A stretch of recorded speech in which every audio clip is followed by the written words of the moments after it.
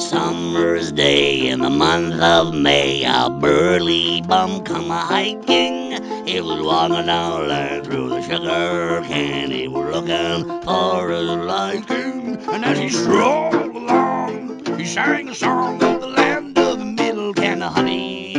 Welcome to Junk Food on the Road. Today we are going to talk about the United States of America. Yep.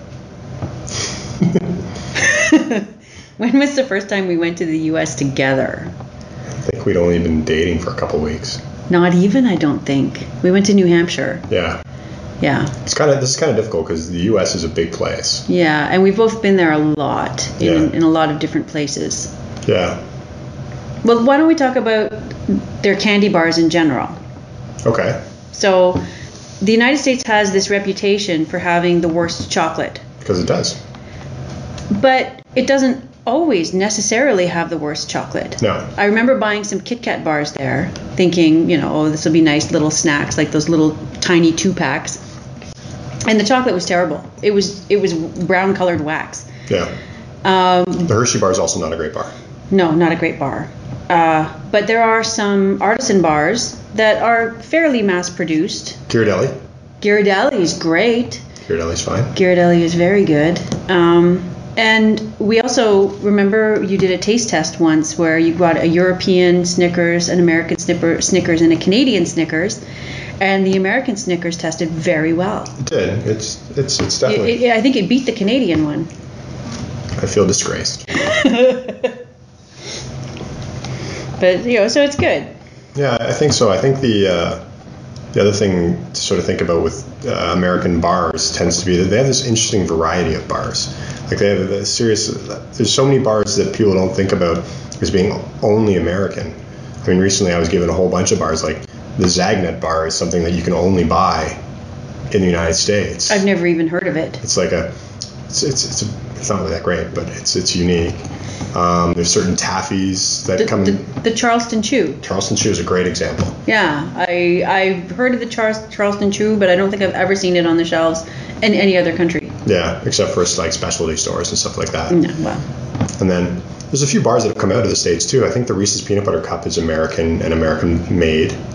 Yeah, I think it was invented in the United States, but I think it's manufactured in other places. Yeah, for sure. Definitely. It's manufactured in other places now, for sure. Yeah. But, it was invented in the United States. The Snickers bar, I think, might also be possible. Unless it was the Marathon. There was a bar called the Marathon in the UK first. I don't know which one came first. So it's very good, though. Yeah. The combination of flavors, the nougat, the caramel, the peanuts, and then the chocolate. Win, win, win, win. I often find that the thing about American bars is the chocolate may not be the best, but the stuff inside is always pretty good. It's always pretty good. Like you get a high quality nougat, caramel, or peanut within your bar, and it might be kind of wrapped up in chocolate. But and do you know where else they excel, leaving chocolate bars behind, is things like ready-made frozen cakes, like, Sara Lee. Carvel is pretty good. Carvel, yeah. Very, very good. These things are mass-produced. And so, they don't taste like, my mom's awesome chocolate cake, but they do pretty well. Yeah, they have their own unique flavor, for sure. Mm-hmm. Yeah. The other thing, of course, the Americans sort of invented, we can talk about the hamburger a little bit and the whole sort of fast food thing. Because although the Americans may or may not have invented the hamburger. Depends on how you want to look at it. You would think somebody from Hamburg would have invented it. Well, that's what they're named after. So, if you want to get into the deep history of the hamburger, we can always look at Genghis Khan. Okay, no. So let's just talk about American treats. Okay, so the one thing about American, while you can debate the hamburger all you want, they really did manage like the fast food sort of thing. They're the ones that really sort of created that idea of quick in, quick out, and produce some pretty high quality stuff. Cracker Barrel. It's even a table service restaurant, and it's still really efficient, and you get, I don't know how much fat and sugar is mixed in with everything else, but it tastes great. Wendy's.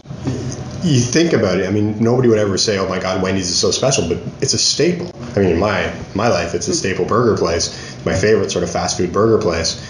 But yet, you know, you don't. I mean, of course, you can look at McDonald's. I mean, the whole chains of places that are like synonymous with just, you know, like people don't even think of them as being special anymore because they're just everywhere.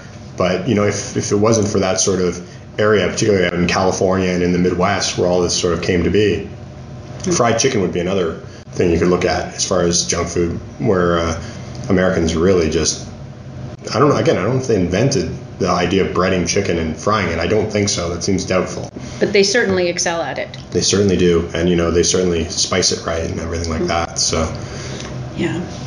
Convenience foods have gone out of control in the United States, I think. And it has spilled over into Canada for sure. Yeah. But one thing really disturbed me a few years ago when I discovered in the freezer section peanut butter and jelly sandwiches individually wrapped with the crusts cut off. It's both a glorious and horrible world all at the same time. I mean, is that junk food? Maybe it's probably a snack, because the way they cut the crusts off is they just make a circle.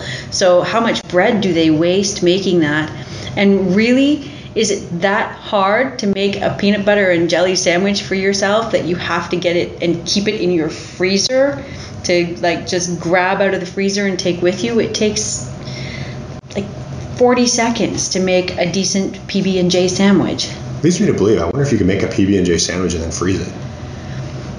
Why don't you try? I might have to try. That might be an interesting experiment.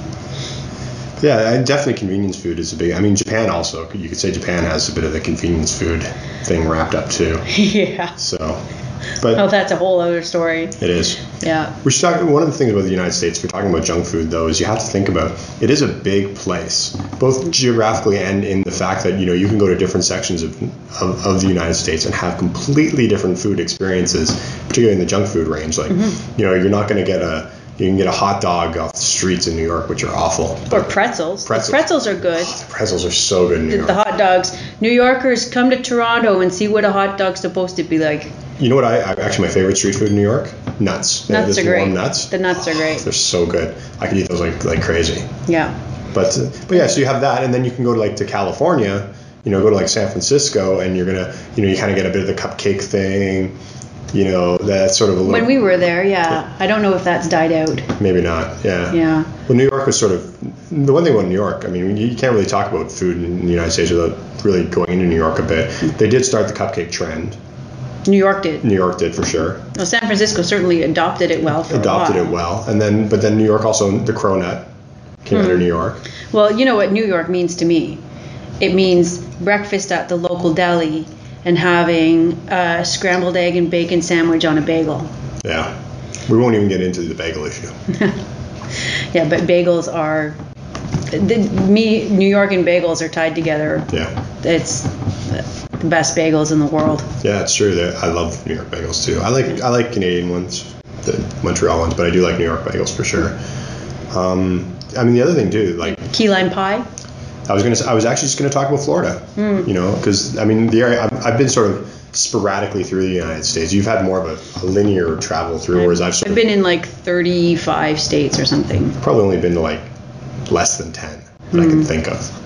But Florida, it certainly has its own, I mean, because it has sort of that dip into the tropics, it sort of has its own type of food, and key lime pie is definitely one of the things, but just food in general in the South. I mean, it's the birthplace of Hooters, and it's as much as you can say Hooters, the whole idea is a bad sort of, you know, you can say what you will about it, you have your own opinion, but that style of food that is served, like the wings and the beer. Okay, I've had Hooters wings. Nah. They're not great, but that style, I mean, you could also say that it came out of Buffalo too, or the Buffalo wing. Buffalo wings are amazing, but Hooters does not do a good job of it. But that style of food is definitely something I do, like the bar food. Yeah. There's pub food and there's bar food. If you've eaten at both, you can sort of tell the difference. Yeah, pub foods are like the shepherd's pies and the bangers and mash and... Tend to be on a plate, not in a bucket. Yeah. Whereas bar food can generally be served in a bucket. Or a basket. Or a basket, yeah. You know, deep fried zucchinis, deep fried, it's like... Yeah. So, but then Texas has had a whole food genre named after it. The Tex-Mex. Yeah. It's true. I've never been to Mexico, so I don't know how Mexican food differs from like how much of it is Tex and how much of it is Mex. I can tell you my experience in Mexico, and I mean, they had the tacos and the burritos and things like that. The meat definitely tasted a little bit more, I'm just going to say grass-fed. It tasted a little bit wilder. Mm-hmm. Gamey? Horsey. Okay. That's probably how I would describe it. Still good. I think Texas sort of took that idea and just standardized. And I mean, to great success. Yeah. I'm a big fan of Tex-Mex. Yeah, Tex-Mex is pretty good. I find it's a staple. It's one of those things that you don't think about it, but if it wasn't here, you'd know. Like if they stopped making it, all of a sudden you'd notice. Yeah. What would I do without fajitas? Yeah, fajitas are amazing. Yeah. We'd also talk about pulled pork. Pulled pork. Oh, my favorite pulled pork is in Alabama, in a little town called Greenville, from a shack behind the gas station. Hopefully it's still there. It's been a while since it's been. Yeah. Maybe those people retired because I'm sure they made a fortune. Yeah. Because that was so good. Unbelievable. But I mean, anywhere in the South, you're going to get excellent pulled pork. That's just my particular favorite one. Yeah. I find American food too, you can find a lot of really interesting gimmicks. Like in the fast food places, you'll often find that, crossovers with, movie tie-ins and stuff like that. Like, I think there's still a few restaurants that followed China's lead about doing black buns for Star Wars themed hamburgers. Right. I remember when I was a kid, I went to, I think it was a White Castle, and they had a special Ghostbusters crossover. And you could get a sundae with green slime on it. Oh, nice. So, I mean, generally the U.S. does that sort of thing. And don't forget seasonal foods. Like you go to Louisiana during Mardi Gras or in the lead up to Mardi Gras, it's all about the king cake. It's true. Yeah. That's getting back to the regional thing. You can look at, sometimes even cities will have their own specialties, like Louisiana. Mm-hmm. Like you get in that area and it's just like. Yeah.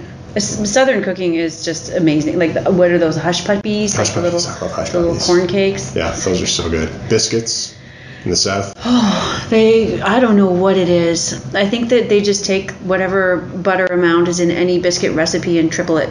Yeah. And probably lard. Could be. Whenever you taste something good that's baked, my first thing is it's probably lard. Yeah. Well, whatever it is, it's working. It ain't broke. It ain't broke. No. And then there's soft drinks, because Coca-Cola originated in Atlanta. Yeah. And I don't know where Pepsi originated. I'm not sure either. But I mean, those are the two soft drink giants in the world. I mean, this is one thing where American culture has just permeated and become the world culture.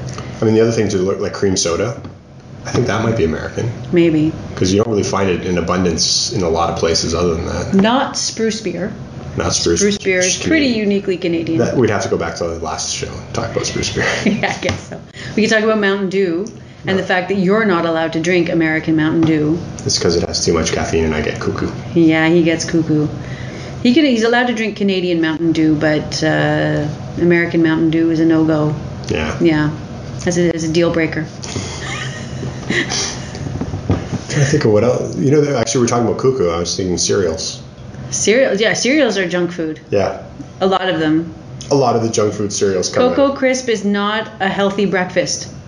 Cocoa Crisp? I don't know. Choco Crisp?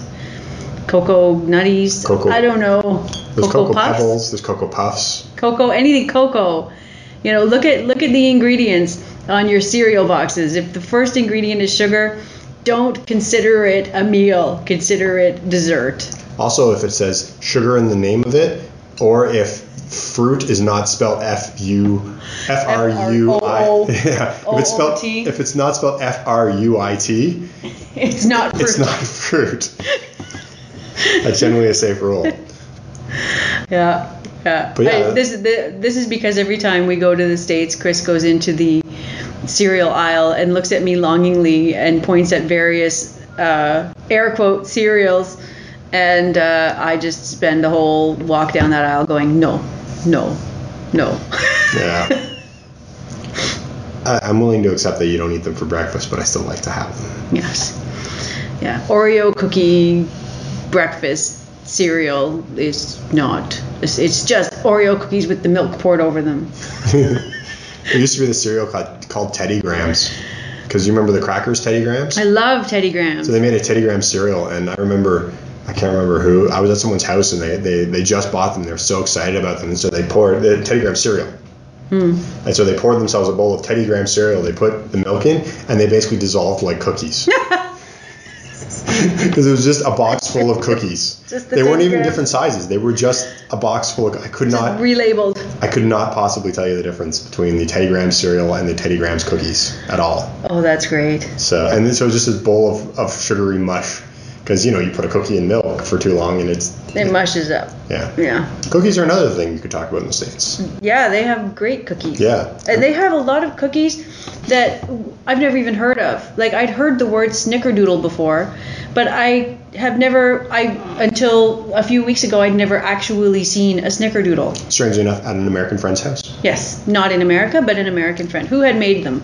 We actually had snickerdoodles before, but you don't remember. I just don't. We were in Cincinnati. I've never had a whoopie pie.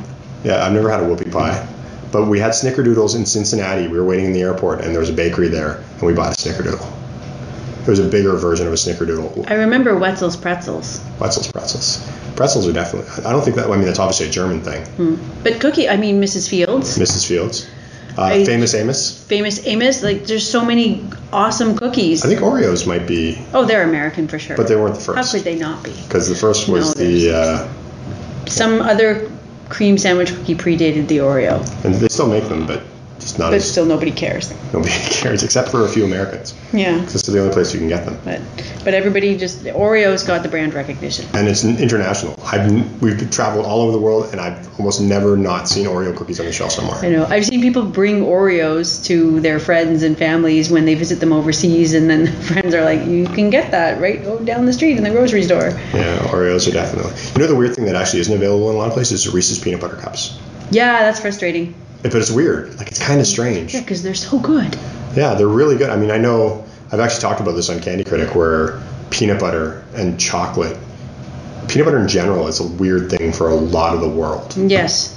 But, I mean, I think it's North America, excluding Mexico and Central America, and the Netherlands. Yeah, the Netherlands apparently really like peanut butter. For the most part, there's a lot of places that just don't understand. And I've talked to people, and they've actually said to me, like, I don't understand your obsession with, like, what's with the peanut butter. What's up with this peanut butter? Why do you love it so much? And it's like, why don't you is the question. It's yummy. So that goes to why I think, basically, I think that's the thing about peanut butter cups, because I think if you even take peanut butter and then you add to the fact that you put it in chocolate, people are like, because people are like, why would you ruin chocolate with peanut butter?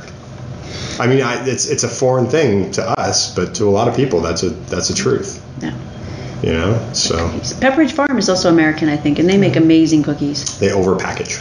They do overpackage. You get the bread, and there's like 5 bags to get to the bread. Yeah. It's like going to a fruit store in Japan. Some fruit stores in Japan. Exactly. Yeah, but anything that lacks in the chocolate bar industry, like the brown colored wax chocolate, they make up for it with their cookies.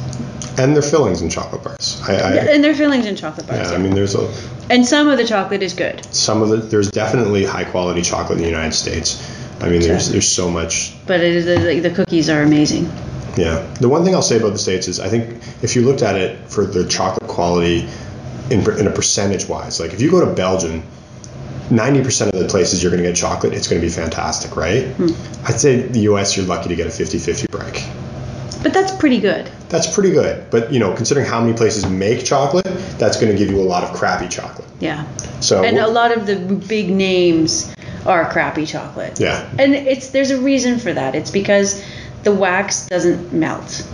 It's a nice looking product. It looks great. So they sacrifice taste for durability and appearance. Yeah, because nobody wants to eat a messed up looking chocolate bar. Except Europeans. To a degree, but a lot of times too, Europeans don't sell their chocolate bars in the summer. That's true. Like, I think that's a big thing. In the southern. Yeah, in the warmer places. Yeah. The one thing about the one thing I want to talk about too before we finish this up is Kinder Eggs. Yes. Shocking. That they don't have it. I mean, that is probably globally one of the sort of things, and there's Americans that like froth at the mouth for it. Yeah. The fact that I think last I heard. And the rest of the world is puzzled. Yeah. the rest of the, well, they're puzzled until you. I've never actually read the legal side. I do know that they are illegal, and I do understand that people have been fined thousands of dollars for one Kinder Egg, bringing it into the United States. From what I understand, and I could be wrong, but from what I understand, the law is that you're not allowed to have a candy with a toy inside the candy. Because it's a choking hazard because it's for a young choking children. hazard for children. But then most people are like, any child that stupid should die. Or any parent stupid enough to give a Kinder Egg to a 6-month-old. Yeah, and the thing about Kinder Eggs when you're eating them is it's not and I'm not saying that the kid should die. Stupidity is not an offense punishable by death. True enough. But it is kind of silly. Like a warning, a warning contains small toys, don't give to children under the age of 3. And when I eat Kinder Eggs, I don't eat the egg, right? I'm motioning eating an egg. I break it open. Get the toy. And then eat the sort of it's like an eggshell. Like you crack it open, and then you sort of. And I think you kind of have to. The design of it is that way. Yeah, there's a seam down the middle. You kind of squeeze it a little, and the seam comes apart, and then you break it open and eat the chocolate. Yeah. So I'm sure kids have just bitten into them. But you can't even really unwrap them without breaking them apart. No, you can. Can you? Yeah, you can. It's fairly thin, but you can. It's physically possible. I don't know. Whenever we get Kinder Eggs, you open them way too soon for me to be able to play along. Nom, nom, nom, nom. I was like, look at the toys! And it's like, that's my Kinder Egg! Yeah, it's one of those puzzling things about the United States is the lack of Kinder Eggs that kind of blows my mind.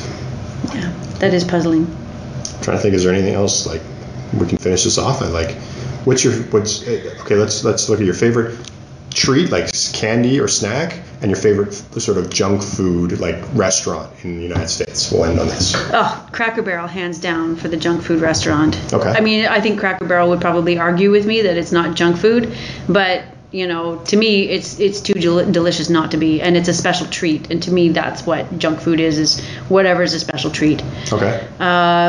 Candy, snack. Well, you say yours first, and then I'll decide. Well, let me think. Restaurant-wise, again, I'm going to go with Wendy's, not because it's the best thing ever, because I like Big Boy, I like a lot of the places like that, and it's not really special, but it's one of those things that I crave often. I want. I haven't had Wendy's in probably a couple of years now, and I'd love to have a Wendy's burger right now. I'd rather than Cracker Barrel. If I was given a Cracker Barrel or Wendy's, I'd go for the Wendy's right now in a second.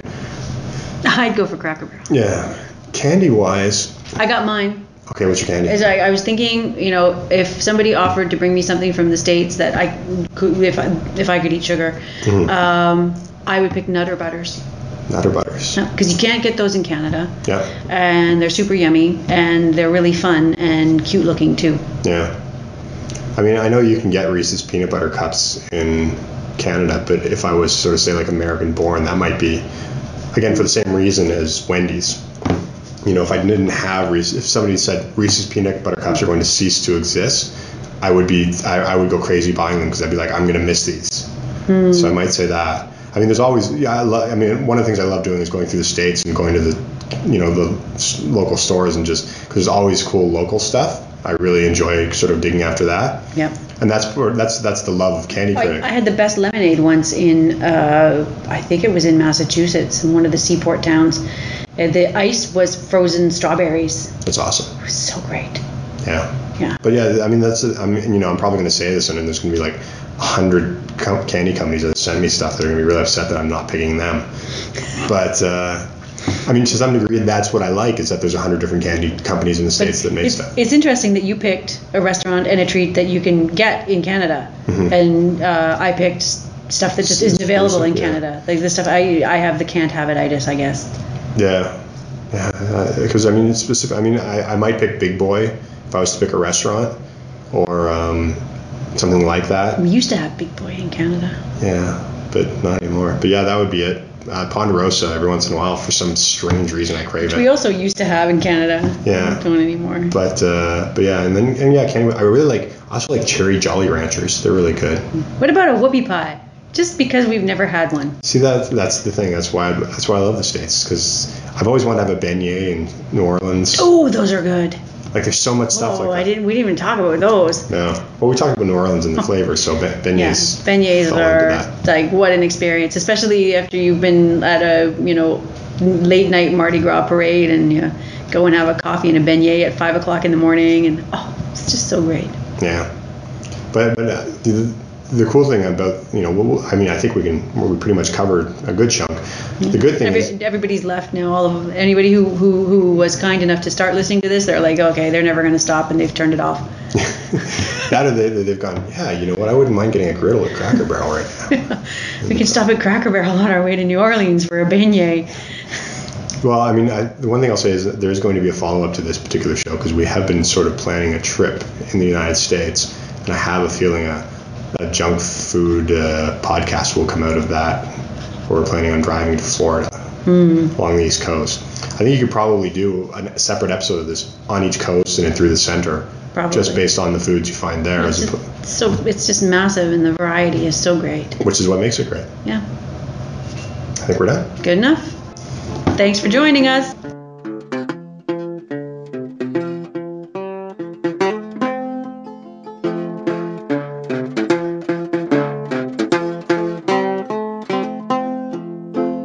On a summer's day in the month of May, a burly bum come a-hiking. He was walking down the lane through the sugar cane. He was looking for his liking. And as he strolled along, he sang a song of the land of middle can of honey, where a bum can stay for many a day and he won't need any money.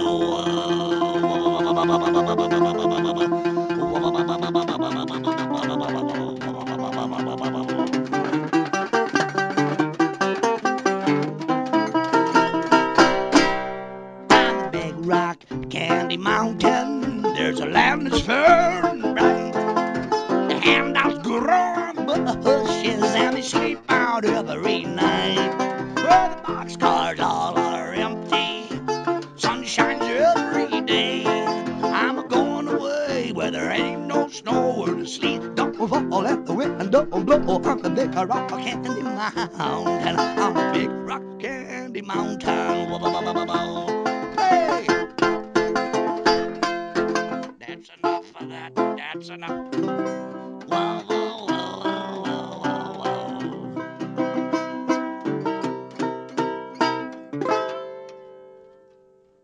On the big rock Candy Mountain, you never have to change your socks. And little streams of alcohol come a-trickling through the rocks.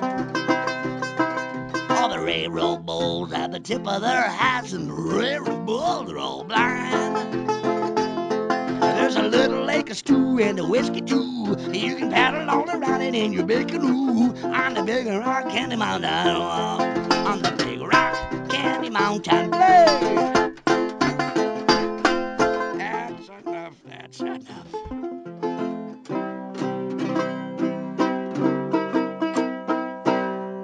On the big rock Candy Mountain, all the jails are made of tin. And you can bust right out again as soon as they toss you in. There ain't no sword and no shovels, axes, saws, or blades. Where they hung on a nail, the inventor of a jail. Where they hung the jerk who invented work. Where they boiled in oil, the inventor of toil. Where they hung on a nail, the inventor of a jail on a big rock Candy Mountain. On the big rock Candy Mountain. On the big rock Candy Mountain. Play.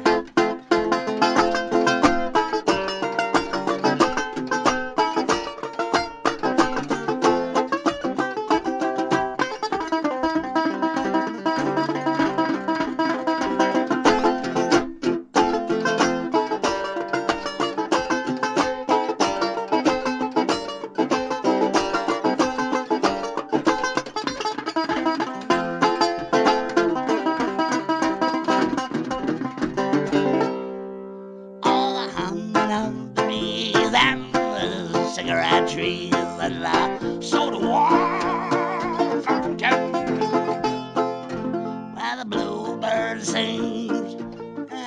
lemonade spring. Up on the big rock candy mountain. On that big rock candy mountain. On the big rock candy mountain.